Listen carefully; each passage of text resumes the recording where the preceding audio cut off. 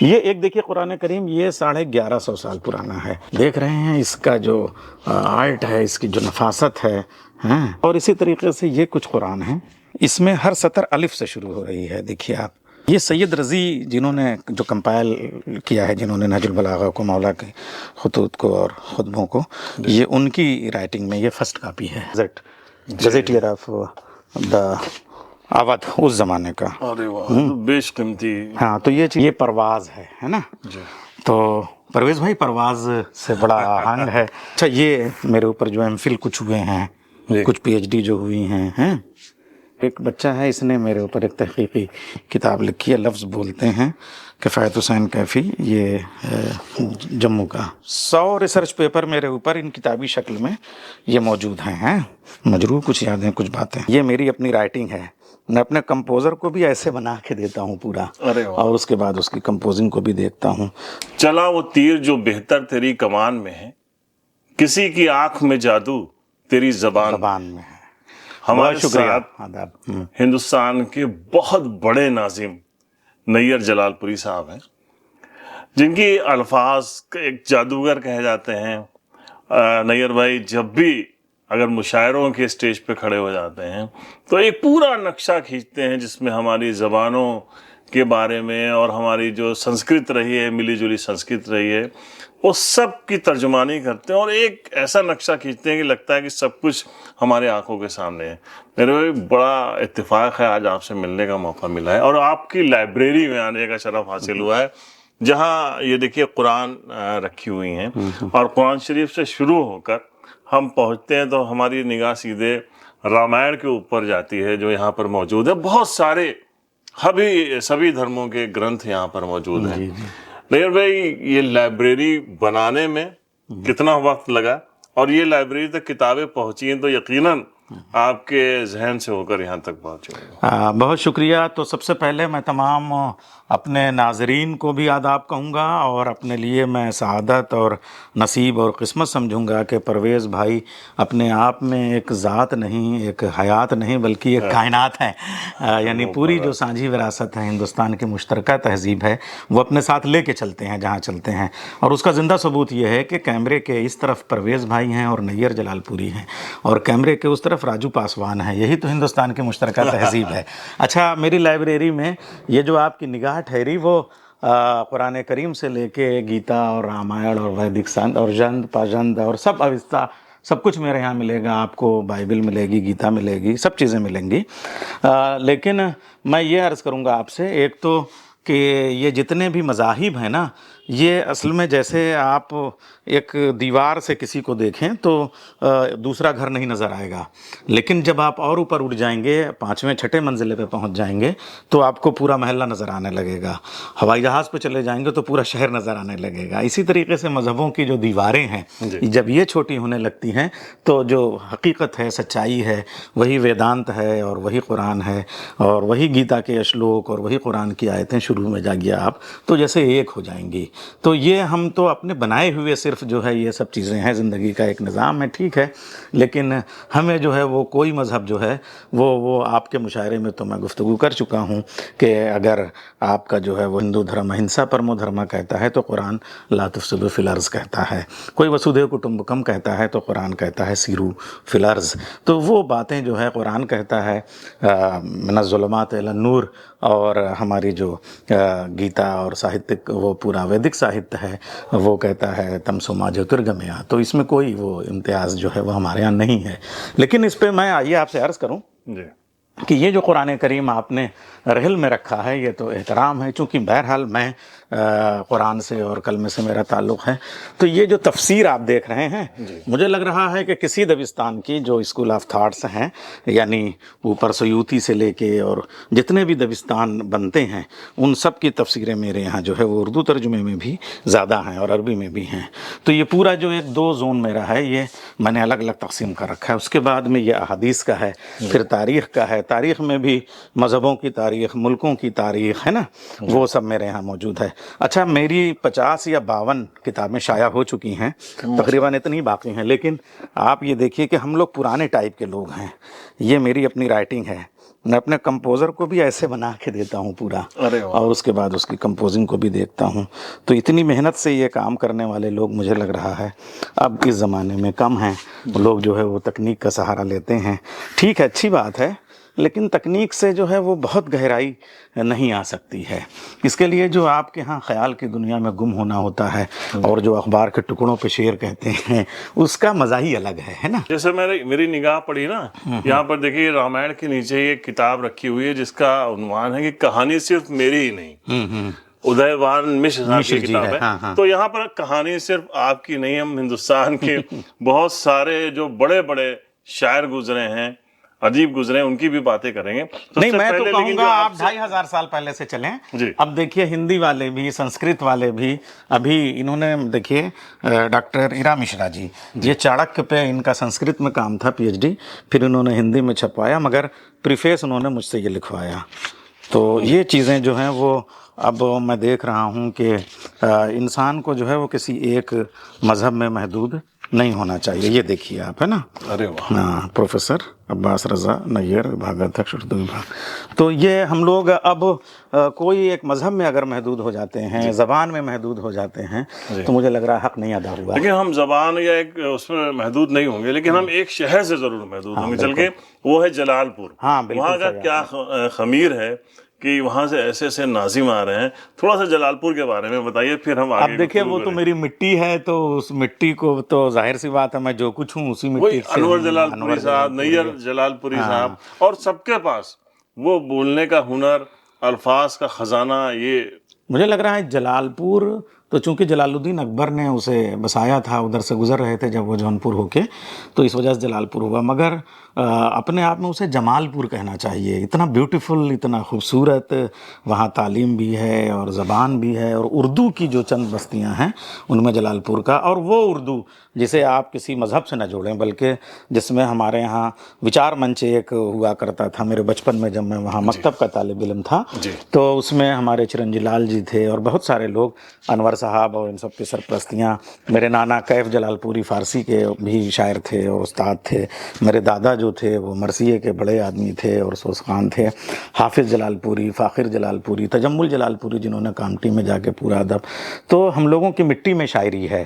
یعنی اگر یوں کہیں نا کہ ایسے رائی اچھالیں تنکا، تو وہ جس گھر پہ بھی جا کے گرے گا اس میں کوئی نہ کوئی شاعر نکلے گا. یہ عباس رضا سے نیر جلال پوری کا جو سفر تھا، تھوڑا سا اس کے بارے میں. اصل میں یہ کوئی شعوری ہوتا تو میں بتاتا آپ کو. اصل میں یہ میرے بلڈ میں شامل تھا. 7 برس کی عمر سے میں جو ہے وہ نظامت بھی کرنے لگا اور شاعری بھی کرنے لگا، اور تھوڑے دنوں کے بعد چھپنے بھی لگا، اور ہندوستان میں بھی اور ہندوستان کے باہر بھی، اور پوری دنیا کی سیر کرنے لگا. تو یہ ایک فطری طور پہ سب کچھ تھا. اور شروع میں بھی میں نے جو شعر کہے اپنی پہچان کے لیے، وہ بھی کچھ ایسے کہ لگتا نہیں، یقین نہیں ہوتا کہ یہ اس عمر کے شعر ہیں. اچھا، جب آپ نظامت کر رہے تھے تو کہتے ہیں نا ایک پربھاؤ ہوتا ہے ہمیشہ.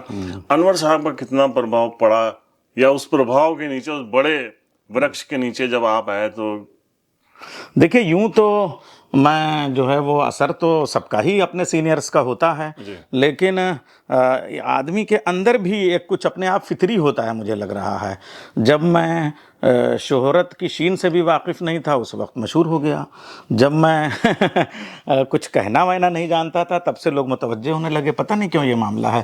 خود انور صاحب نے میری اتنی حوصلہ افزائی فرمائی، اتنی تقریریں کی میرے لیے، اتنے مضامین لکھے. تو مگر میں بیسیکلی بہت تیاری کے ساتھ مشاعرے میں نہیں آیا، نہ تیاری کے ساتھ جاتا ہوں. بس جو ہوتا ہے وہ بول دیتا ہوں، اور میرے اور بھی مسائل ہیں تو ذرا سا کم ہی نکلتا ہوں. آپ کے لیے تو مشاعرے کے لیے وقت نکالنا ہی بہت مشکل ہوتا ہے. اور پھر یہ ہوتا ہے نا کہ میرا تصنیف، پرویز بھائی، تصنیف و تالیف کا کام ہوتا ہے. ایک مشاعرے کے میں جانے میں، سفر میں جو وقت جاتا ہے اتنی دیر میں کوئی مضمون لکھ لیتا ہوں. کچھ کتابیں چل رہی ہوتی ہیں، کچھ غزلیں ہو جاتی ہیں، کچھ سلام ہو جاتے ہیں، نوحے مرثیے ہو جاتے ہیں، رباعیاں ہو جاتی ہیں. آپ سبھی جانتے ہیں کہ نیر صاحب لکھنؤ یونیورسٹی جو ہے اس کے ہیڈ آف ڈپارٹمنٹ ہیں اردو کے. جی. اور وہاں سے بھی جڑے ہیں. اس کے باوجود اتنا وقت نکالتے ہیں. اور خاص کر میں کہتا ہوں کہ آپ نے کتنے ملکوں کا سفر کیا ہے جب یہ محرم. اب یہ گنا ہونا تو نہیں، میں محرم وغیرہ میں بھی اور مشاعروں میں بھی. مجھے لگ رہا ہے کہ امریکہ کے جو 52 اسٹیٹس ہیں، 2 میں تو برف ہے، باقی 50 میں تو لوگ رہتے ہی ہیں. تو کم سے کم 40 میں تو اردو بولنے والے ہیں. تو میں 40 اسٹیٹس میں تو امریکہ کے ہی گیا ہوں. اور ادھر یہ جو امریکہ جانے سے پہلے یا آسٹریلیا سے اور کینیڈا سے پہلے آپ کا یہ جو شینگن کنٹریز ہیں ان میں تقریباً 24 اگر ہوں گی تو 10-12 میں تو میں گیا ہی ہوں. مثلاً پیرس اور جرمنی اور وغیرہ وغیرہ. اور ایک 2 بار نہیں کئی بار. مثلاً میرا یہ شرف حاصل رہا ہے کہ میں اگر جرمنی گیا تو گوئٹے کے گھر پہ میں نے تقریر کی, چاہے اس کی نغمہ محمدی پہ بات کی ہو کبھی, یا کبھی اقبال اور گوئٹے کا تقابلی مطالعہ, اس پہ میرے لیکچرز ہوئے ہیں باقاعدہ. اور جب میں پیرس گیا تو چرچل کے گھر پہ میں گیا. اور جب میں لندن گیا تو جب ہیتھرو پہ اترا, اور 1-2 بار نہیں بار تو شیکسپیئر کے گاؤں تو وہاں پہ میرا جانا ہوا. اور جب آگے بڑھا تو تھوڑا سا جو اسکاٹ لینڈ اور بولٹن وغیرہ اور مانچسٹر کی طرف جب بڑھا میں, تو ورڈسورتھ کے ہاں جہاں اس نے ڈیفوڈل لکھی اس جھیل میں, اور وہاں پہ کھڑے ہو کے میں نے گفتگو کی اور اپنی شاعری لوگوں کو سنائی. اور پورا ایک بڑا طبقہ جس میں انگریزی والے بھی ہیں, اردو والے بھی ہیں, تو یہ سب یا مجھے لوگوں نے اعزاز کے طور پہ, محبت کے طور پہ تھوڑی دیر کو جو ان کے رکھے ہوئے لباس اور ان کے ہیٹ ہیں وہ بڑے والے, یعنی کہ شیکسپیئر والا یا آپ کا ورڈسورتھ کا, وہ سب پہنایا. وہ سب چیزیں ایک یادگار ہیں میرے ساتھ. اور تقریباً ساری جگہوں کے کچھ نہ کچھ ایوارڈس وغیرہ. اور ہم کہہ سکتے ہیں کہ کلچر جو ہے وہ صرف آپ نے دیکھا نہیں, جیا بھی ہے. ہاں, باقاعدہ زندگی میں نے گزاری ہے ان سب کے ساتھ, محسوس کیا ہے. اور اپنے جب میں گومتی سے نکلا ہوں تو ٹیمز میں جو ہے وہ جو کشتیاں ہیں وہ ان پہ میں بیٹھا ہوں. اور کبھی کبھی کینیڈا سے امریکہ کے بیچ میں جو شکاگو کے بیچ میں جو بہت بڑا لیک ہے, جھیل ہے, اس پہ رائڈنگ کرتے ہوئے بھی میں گیا ہوں. تو ہر موسم میں کبھی ایسی برف کے جو ہے وہ خون جم جائے, یعنی چائے جو ہے وہ کھولتی ہوئی گاڑی کے شیشے سے پھینکی تو زمین پہ گرنے سے پہلے وہ برف ہو گئی, میں نے اس موسم میں بھی دیکھا. اور گرم موسم میں بھی. تو تمام دنیا کے سرد و گرم موسم, عرب کے ریگزاروں میں بھی جو ہے وہ صحرا کے اور نجد کے ان علاقوں میں جو ہے وہ کبھی قیس کی یاد میں ریت اڑا رہے ہیں, کبھی کوئی اپنی شاعری کی لیلا تلاش کر رہے ہیں. اچھا, یہاں سے 2 سوال نکلتے ہیں. ایک تو پہلے ہم دکھا دیں کہ جو اتنے سارے اعزاز حاصل ہوئے, اتنے سارے ایوارڈس ملے ہیں, وہ کیوں ملے ہیں, تو آپ ان کی گفتگو میں ہی سمجھ رہے ہوں گے.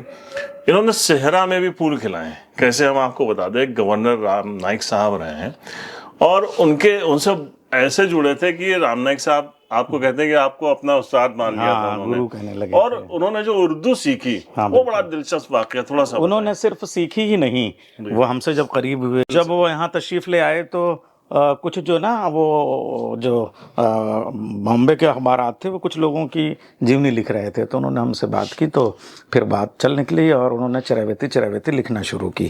اور پھر جب ان کو اردو سے پیار ہوا تو وہ ہمارے ساتھ وہ لکھ بھی رہے تھے, ہم ترجمہ بھی کر رہے تھے. تو یہ کہتے تھے کہ تمہارا ترجمہ تو میری اوریجنل لیکھنی سے بھی زیادہ پیارا لگتا ہے مجھے, اتنا پیار انہیں ہو گیا. پھر وہ ہم لوگ کہتے تھے کہ ایک اسکول میں فنکشن ہے وہ آ جائیے, وہ چلے آتے تھے.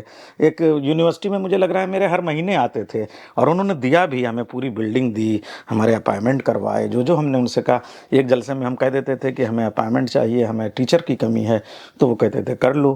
ہم کہتے تھے بلڈنگ کی کمی ہے, ایک کمرے میں اردو ہے, تو انہوں نے کہا کہ پورا کیا ہوگا, چلو ہم دیتے ہیں. تو ہمارے وی سی بھی, ظاہر سی بات ہے چانسلر جب کہے گا تو وی سی بھی, تو بہت کچھ انہوں نے دیا. اور صرف انہوں نے ہمارے ساتھ بیٹھتے تھے, پھر کہا نہیں تم کچھ ریسرچ اسکالرس یا کسی کو کر دو, ہم اسے کچھ پیسے بھی دیں گے. تو میرے جتنے ریسرچ اسکالر اس وقت تھے, ایک اجے مرحوم ہے, جیسے یہ آپ کے راجو ہے نا, ایسے ہی وہ اردو تہذیب میں ڈھل گیا تھا باقاعدہ, یعنی سانجھی وراثت میں آداب کہنے کا انداز اور اس کا ملنے کا. پھر انہوں نے پورے راج بھون کے لیے یہ بات عام کر دی کہ جس کو بھی اردو سیکھنا ہو وہ فلاں وقت آپ بتا دیں, اور وہ کچھ لوگ بیٹھ کے اردو سیکھ لیں. تو اردو کا ایک حد یہ ہے, آپ کو بتاؤں کہ انہوں نے جب میں نے ترجمہ کیا تو اس ترجمے کی ریڈنگ کے لیے باقاعدہ ایک پورے راج بھون کا جلسہ کیا, اور سب کو راج بھون کے جتنے وہاں کرمچاری ملازم سب ہیں سب پہ واجب کیا کہ وہ لوگ رہیں. اور میں نے اس کے اردو کی قرأت باقاعدہ بلند خوانی کے طور پہ کی, اور وہ سب ریکارڈ ہے. ایک بار پھر آپ ہمارے درشکوں کو بتائیں کہ وہ RSS سے جڑے ہوئے ہیں. ہاں, وہ سنگھ کے بہت پرانے مطلب آپ فاؤنڈرز میں کہہ لیجیے, اردو کا کنٹریبیوشن. پھر اس کے بعد میں انہوں نے یہ جتنی نیوز ہندی میں نکلتی تھی یا اور وہ اتنی ہی نیوز انہوں نے اردو میں دینا شروع کی. اس کا کہنے کا مطلب ہمارا یہ کہ آپ جائیے تو آپ جڑیے تو جڑیے تو آپ بھی تو پہلے آپ کو کرنی پڑے گی نا. ہم گئے پہلے نا وہاں کہ صاحب پہلے ہم نے ان کو یوں ایک کتاب کے اجرا کے لیے بلایا اور آپ جانتے ہیں اس میں ہم نظامت کر تو ان کو پیارا کہنے لگے.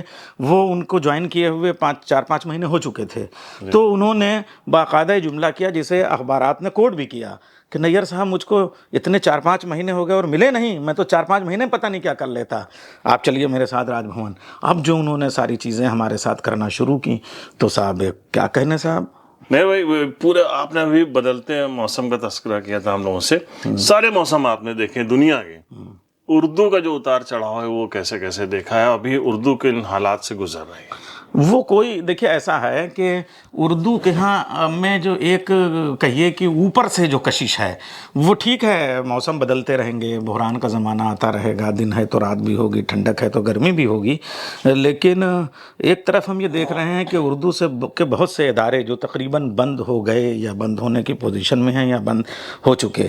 مگر میں آپ کو بتاؤں ابھی ہمارے ہاں پچھلے دنوں 10 دن کی نیشنل بک ٹرسٹ کی گومتی بک فیسٹیول ایک کتابوں کا میلہ لگا فیسٹیول, اور اس میں 250 پبلشرز تھے. تو اس میں سب سے زیادہ جو کتابیں بکی ہیں وہ اردو سیکھنے کی کتابیں ہیں کہ اردو کیسے سیکھی جائے, یہ کتابیں سب سے زیادہ بکی.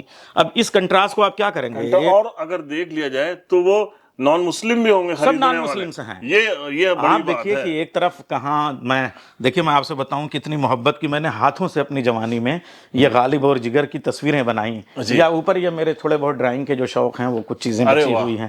لیکن آپ یہ بتائیے کہ ایک طرف جگر اور اصغر اور آپ کے خمار صاحب بارہ بنکی میں ایسے چراغ جن کو ڈھونڈنا اب مجھے لگ رہا ہے وہ آخری چراغ تھے, نہیں ملیں گے.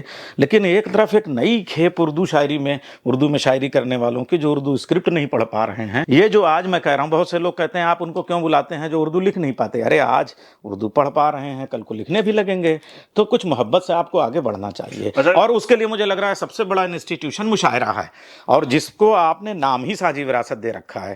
اصل میں آپ دیکھیے کہ ایک ایک شاعر کو تلاش کرنے میں آپ مجھے لگ رہا ہے شاید امریکہ کو ڈھونڈنے میں کولمبس کو اتنی محنت نہیں کرنی ہوگی جتنا آپ نے جو ہے وہ شاعر کو تلاش کرنے میں صرف کیا ہے وقت. آج مشاعروں کے جو اتار چڑھاؤ ہیں ان کے بارے میں بھی تھوڑا سا, اب کوئی آپ کی غزل کا ایک شعر ہو جائے اس کے بعد. میں اپنے بچپن کی جو کچھ غزلیں ہیں اس میں میں آپ کو ایک مطلع عرض کرتا ہوں. آپ کہیں گے بچپن میں تم ایسی شاعری کیسے کرتے تھے. میں دیا ہوں مجھے بجھائے گی, میں دیا ہوں مجھے بجھائے گی, اے ہوا سانس پھول جائے گی. کیا بات ہے, واہ واہ واہ واہ واہ. تو یہ میری شروع کی غزلوں میں سے شعر ہیں. یا یہ کہ اب اس میں تھوڑا سا کہ جس پس منظر میں آدمی تربیت پاتا ہے وہ محرم کا زمانہ. اسی غزل کا مقتبہ سنیے کہ خنجروں کے ہجوم میں نیر, خنجروں کے ہجوم میں نیر کربلا راستہ دکھائے گی. اب آپ دیکھیں یہ کربلا کے راستہ دکھانے کا مطلب یہ ہے کہ خنجر کے مقابلے میں خنجر نہ لاؤ. خنجر خنجر کا جواب نہیں ہے, نفرت نفرت کا جواب نہیں ہے. واہ واہ واہ واہ. خنجر کے مقابلے میں گلا لے آؤ, خنجر اپنے آپ ہار جائے گا, ہے نا. نفرت کے مقابلے میں محبت لاؤ, اپنے آپ نفرت ختم ہو جائے گی. یہ بالکل ایک بہت بڑا میسج دیا ہے نیئر بھائی نے. طول زمان و بلغا و حرص, یعنی کہ علم بغیر بھوک کے, بغیر جگہ کے, بغیر حرص کے, بغیر ٹائم کے علم حاصل ہی نہیں ہوتا. آپ چاہیں کہ ایک رات میں جو ہے وہ شارٹ کٹ آپ شاعر بن جائیں, مشہور تو ہو سکتے ہیں, مگر ایک جو شاعری کی پختگی, جو ایک علم کی پختگی ہے وہ ایک زمانہ چاہتی ہے اور جگہ چاہتی ہے. کس نے آپ کو بہت متاثر کیا, کون کون سے وہ شاعر ہیں؟ 3 بار میری ملاقاتیں تو جون ایلیا سے ہوئیں. تو سب سے, اور میں ایک بات بتاؤں کہ جون کی ملاقات کا پہلا سبب تو بارہ بنکی بنا. ایک نجفی آپا تھیں ان کی بہن بارہ بنکی میں, وہ وہاں کے ٹھہر جایا کرتے تھے. اور جون تو خیر جون ہی ہیں بھائی, حضرت میر جون, تو وہ اپنے انداز کے, مگر وہ یہاں کی مٹی سے, امروہے سے تو ان کو پیار تھا ہی, مگر یہاں کی مٹی سے بھی رک جاتے تھے. تو میں کبھی ایک بار یونیورسٹی میں پڑھ رہا ہوں تو ڈپارٹمنٹ لے آیا, بچوں کو سنا رہے ہیں, وہ غزل سنا رہے ہیں. اور ایک بار جو ہے وہ یہ جو 13 رجب کے بعد 17 رجب کی ایک وہاں پہ روایت ہے امروہے میں, سبھی لوگ دربار شاہ ولایت سے سب مناتے ہیں روٹی بوٹی, یعنی حضرت علی کی چھٹی, یعنی کہ 13 रजब के बाद अब वो खाने काबा से बाहर आ रहे हैं, तो उसमें भाई जॉन भी हैं, तो वो उनके साथ जो महफिलें गुजर रही हैं साहब, वो क्या कहने साहब। तो जॉन साहब से मैं बहुत मुतासिर हुआ, जो बात सच्ची है, जिनसे मैं मिला हूँ, मिलने के बाद जो है ना, वो सलीम कौसर। ये आपने तस्वीरें बना, हाँ, इसमें देखिए ये एक तो जाहिर सी बात है, गालिब के बगैर तो गज़ल का तसव्वुर ही नहीं है, और उसके बाद में जो मुशायरों में जो जिगर साहब की एक पूरी रवायत है। मेरी जो नीचे का कमरा है मेरा रिहाइश का, वो पहले मैं वहाँ से पढ़ लेता हूँ, तब किताबें आती हैं, फिर इस शक्ल में यहाँ यह होती हैं, या दूसरे कमरे में, फिर जब वो मेरा जो रजिस्टर है उसमें वो चढ़ जाती हैं मौजू के एतबार से, तब अपनी जगह पे जाती हैं। आज मुझे यहाँ शरफ हासिल हुआ आने का, आप खुद एक इल्म का ख़जाना है, और उसके बाद एक पूरा आपने ख़जाना यहाँ पर इकट्ठा कर रखा है। नैयर भाई, आपसे मिलकर, आपसे बात करके बहुत मज़ा आया, इतनी बड़ी आप शख्सियत हैं, और ज़रूर जो लोग ये इंटरव्यू देखेंगे उनको भी बहुत मज़ा आने वाला है, क्योंकि इस इंटरव्यू से वो अपनी ज़िंदगी में बहुत कुछ सीख सकते हैं और बहुत कुछ बदलाव ला सकते हैं, और एक शायर का शायद यही एक मैसेज भी होता है। लेकिन परवेज़ भाई, मेरा तो जो काम है कि आज वसाइल है मेरे पास, काम करने के लिए जॉब है, सब है, तो ये सब कर ले गया। लेकिन आप जैसे लोगों का जो सिर्फ दूसरों के लिए ज़मीनें फर्टाइल करते हैं और लोग फसलें काटते हैं, मुझे लग रहा है कि जितनी खुशी आपको मेरे गरीब खाने पे आने के बाद हुई, और सामीन और नाज़रीन, आप क़तन ये जो मेरे लिए मुबालग़ा आमेज़ मोहब्बत से भरे हुए जुमले कह रहे हैं, उन पर यकीन न कीजिएगा, ये इनकी दुआएं हैं, इसलिए मुझे कबूल भी हैं कि अल्लाह करे मैं ऐसा हो जाऊं जैसा आप चाह रहे हैं, और आमीन कहता हूं उस पे। लेकिन आपके आने से मुझे जो खुशी हुई वो भी बयान से बाहर है। मैं फाकों में बसर करता हूं अपनी ज़िंदगी, लेकिन मैं फाकों में बसर करता हूं अपनी ज़िंदगी, लेकिन बहुत महंगी मेरी तस्वीर बिकती है दुकानों में। वाह वाह वाह, बहुत शुक्रिया, बहुत।